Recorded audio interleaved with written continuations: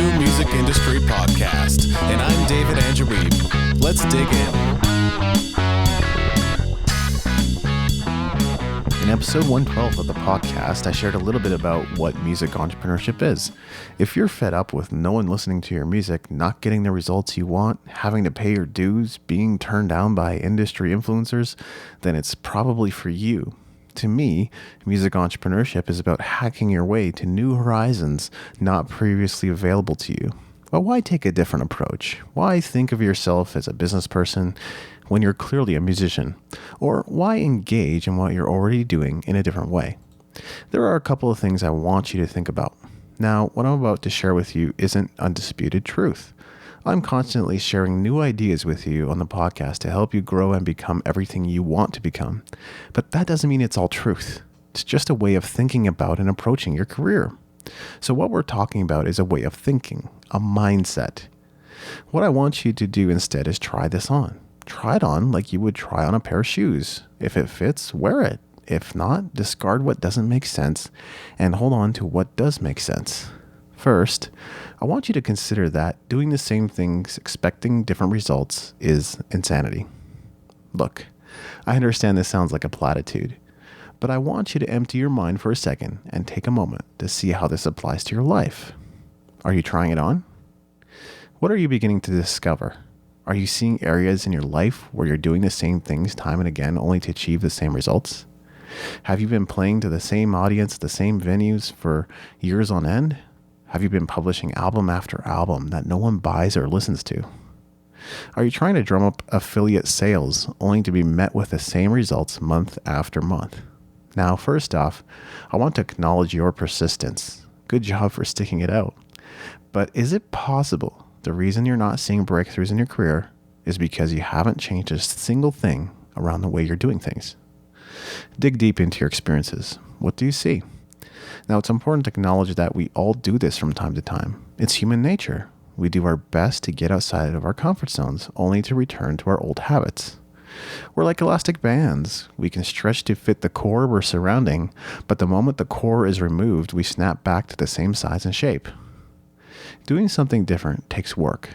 It may require more planning, more effort, and more energy than you're giving your career or business right now. It may even require a greater financial commitment. But if we don't take risks, we risk not knowing what's possible. We end up living a reasonable life. Keep in mind that this is not what others consider reasonable. It's what we think others think is reasonable. Now, here's the second thing I want you to consider, and it goes hand in hand with the first. Consider that you are the culmination of the 5 people you spend the most time with and the books you read. Again, this may sound like a platitude, but I want you to dig deep. Try those shoes on. How does it feel? Are you doing exactly what those 5 people are doing, expecting different results? Do you take advice from those around you? Do you generally have the same attitudes they have?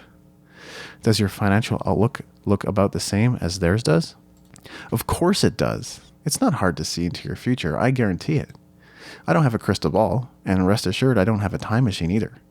But if I just looked at somebody who is 5 to 10 years down the track from where you are, I would know exactly where you're going to end up. If you follow their formula for success, you will end up exactly where they've ended up. Depending on who you're hanging around, that's an encouraging thought. But it can also be a terrifying thought if you know you don't want to end up like them. So what discoveries have you made about yourself by going through these exercises? If you haven't learned anything, that's okay. Just stay with it and see what you come up with.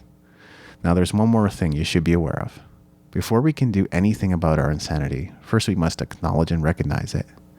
It's impossible to create new possibilities for yourself if you can't see how you've been handling your career to this point.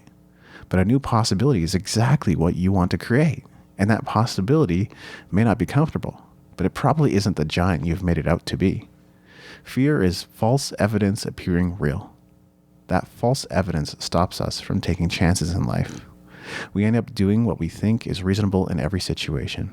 But that's not taking anyone or anything else into account. We end up being reasonable on our own behalf. You could be making bigger asks. You could be negotiating better deals. You could be finding new ways to share your art or business with the world and be making massive progress. The question is, will you?